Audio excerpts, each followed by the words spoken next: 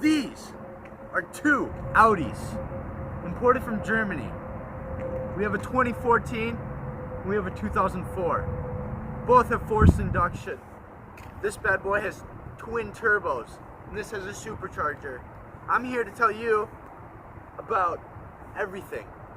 Each tiny quirk and feature of each car, and how Audi has propelled themselves in 10 years.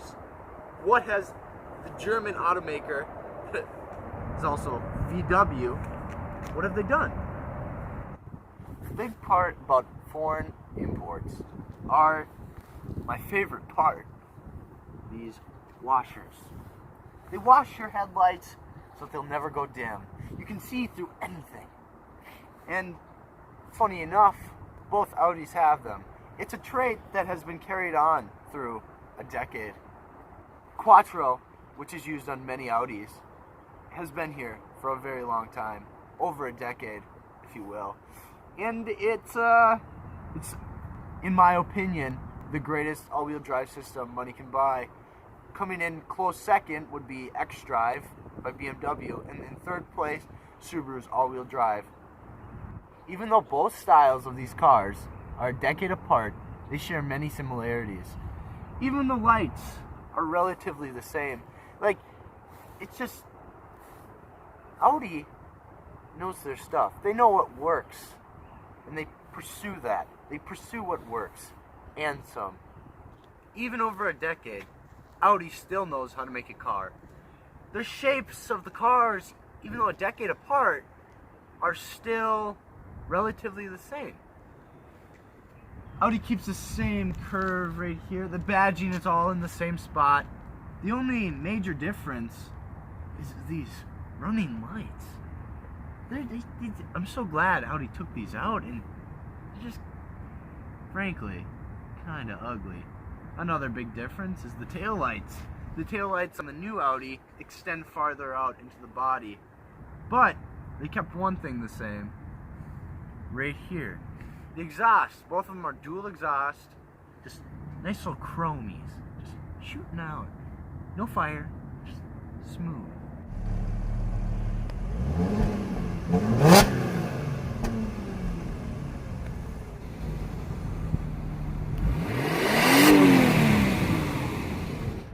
One thing that I really miss about the old Audi that's not conversed to the new one is the larger fin. The new one has a decent sized fin, but there's something about the fin that I just enjoy. It just gives it a nice little touch. It's kind of ugly, but sometimes ugly's good. The weird thing about this car is, even though it's a luxury car, it really shows its VW heritage. It's not even electronically contained. You gotta jam your fingers in it, and you gotta push on the other side. Who wants to do that? And then I'm gonna take you over here. Same thing, except, is it?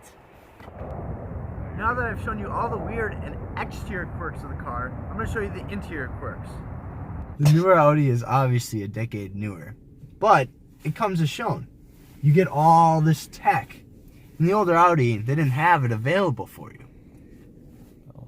I've talked about other techs in other cars. I've talked about how I just like a simplistic gauge, but Audi does it perfectly. They have a screen, but then they still got the dials, and I love the dials. My favorite part, I think, of this car is the fuel. It shows you in little beautiful LEDs how much fuel you have. One of the biggest parts of the newer Audi is that it has an infotainment screen. And the infotainment screen, it works very properly, very German. It shows you your radio. Also, you can hit car. You can go into different modes. Auto, comfort. I'm gonna ride around in comfort mode. It's also a navigational system. It shows you exactly where you are, just like a regular GPS. It's perfect. The Germans really know how to make a GPS system, not like the Italians. It also has Bluetooth. Connect it up to your telly, and It'll ring-a-ling all day long. One sad thing about the newer Audi is it doesn't have an e-brake to drift around the ladies are with. It just has a parking brake. Electronic. Why, Audi? What did we do to deserve this? Another cool quirk and feature is the radio presets. 1, 2, 3, 4, 5, 6. And it disappears if you're not touching it, which is, I think, is pretty cool. The newer Audi is also equipped with dual climate and Audi multimedia. Thank you, Audi, for giving us multimedia. Audi, one thing for you to take away from this video is we have an upper trim level car here. Why do you have all these blank switches? Why, oh why? What have we done to you? Another thing the newer Audi has is window heaters and coolers, which is perfect for North America, specifically Minnesota, especially with the Quattro. It's a very good combination. It's loved by many. Also, one of my favorite features of all time in any cars is the memory seats. Let's say your mom's taking your car out for the day and she messes it all up. Hey, that don't matter if you got memory seats.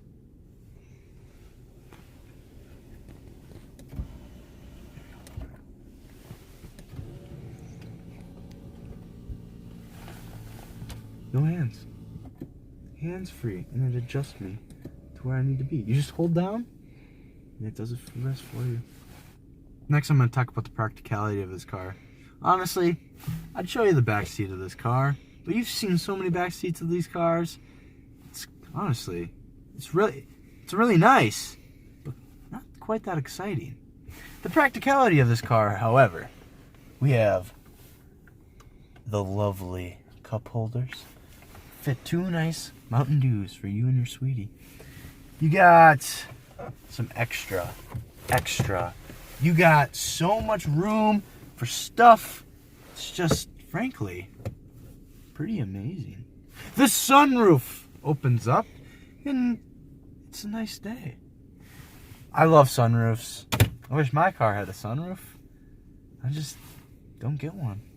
Upon startup of this car, it's flush. Everything just looks very well. I'm like, where's my infotainment screen? And it just whizzes out to you, already in comfort mode, just for you. Who needs Audi multimedia when you have Audi Symphony? And this Audi is also engaged with Audi Bose. These speakers can really pack a punch, and the practicality of this car goes along with that. This car, as it seems, only has a couple. 2 cup holders. Oh, 1 cup holder. A little bit of space for your mints. For your mints, you know? For your mints. But a true Audi has a weird quirk and feature. Out of the dashboard it comes to set your Mountain Dew.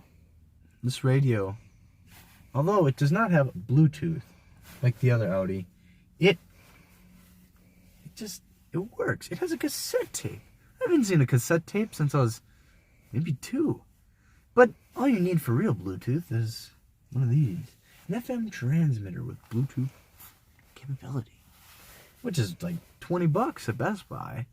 But what really it's more about is it's stood the chance of time. And, you know, it's pretty good. Like, the switches aren't that bad, and it has less blank switches. I know it doesn't have as much to do, but it has less blank switches. So, as you remember, the newer Audi has its windows up here to control them. But old Audi was like, why? So they put it down here, which is pretty quirky. And, like a real car, it has good old trusty electronic brake. These e-brakes are scientifically proven to work 3 trillion% of the time. They can get you any female you want. The handbrake turn is a science that dates back to Henry Ford in the Model T. He drifted around, found a nice little wife. Another really weird quirk with the e-brake is that the wood comes up with it. But speaking of wood, I love Audi wood. This nice finish.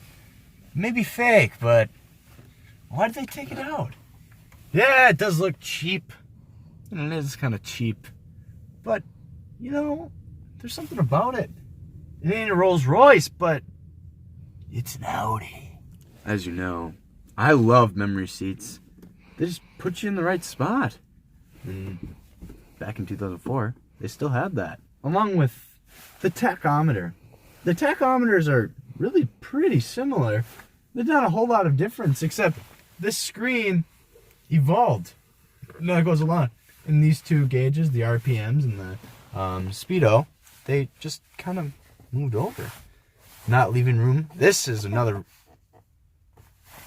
The volts of this car can be shown on your tach, which I think is a real nice feature. Always a trusty battery worth. Now that I've shown you what has happened to Audi in 10 years, I get to drive these bad boys. The Quattro shall reign in the snow of the white north. Let's take it on.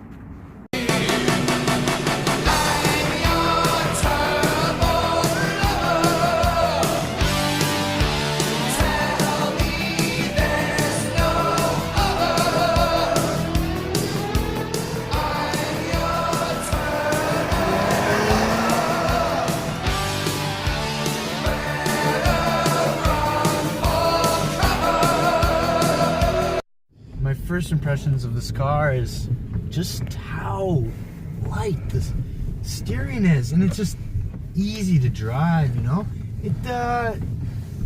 It's one of the easiest cars I've ever driven, and I've driven harder steering cars like a Ferrari F430 or a Corvette Z06. I've driven those, and the steering is just, it's precise. But this Audi really kind of outdid themselves. The steering's super light and definitely electronic, and the supercharger just, it doesn't give you a serious whine, but it's definitely there. When you put your foot down, you can feel it. It puts you back in your seat. It's a presence that isn't always shown in cars, and that's something I really like and enjoy. And the leather on this car, it's all real. I can't tell you. I don't think it's really real on the steering wheel. Preferably, I would prefer some Alcantara. I know a lot of people are going to be mad because, I mean, it doesn't really make sense to have Alcantara on the steering wheel, but I feel like it kind of deserves Alcantara. Maybe that's just me. The ride is really nice. The suspension that it sits on is really soft. I'm in comfort mode right now, obviously, and because I'm just cruising around, and it's just smooth, you know?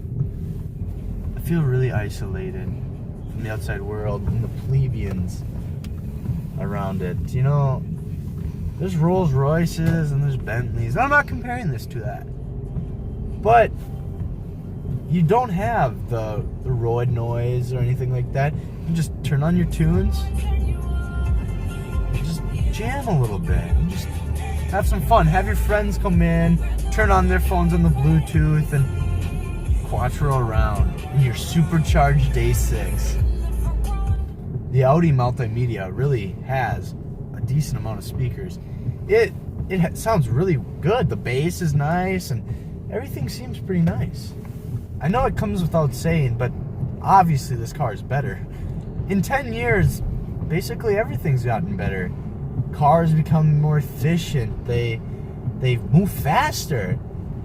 But this car has come a long ways. There's many similarities, and which is really nice because it keeps a sort of heritage and a nice little simple twist on things. But this car is just really good. It's quick. It's luxurious. It gets you where you want to go quick. It's a really, really practical car. Gets pretty good gas mileage, especially on the highway. That's about it. In a decade, Audi / VW Group has come a long way. And I think that kind of goes without showing. So basically, this video was pointless. I love big muscly V8s, and I mean, who doesn't? They have a nice rumble, they have a nice tone. Although the newer ones make a decent amount of horsepower, it's not always been the case, you know? There's been a lot of V8s that just can't make power. This is a V6 with a supercharger. The forced induction of the supercharger just makes it that much better. But it gets the power of a V8 without having to be impractical. You get better gas mileage. They don't really see a downside.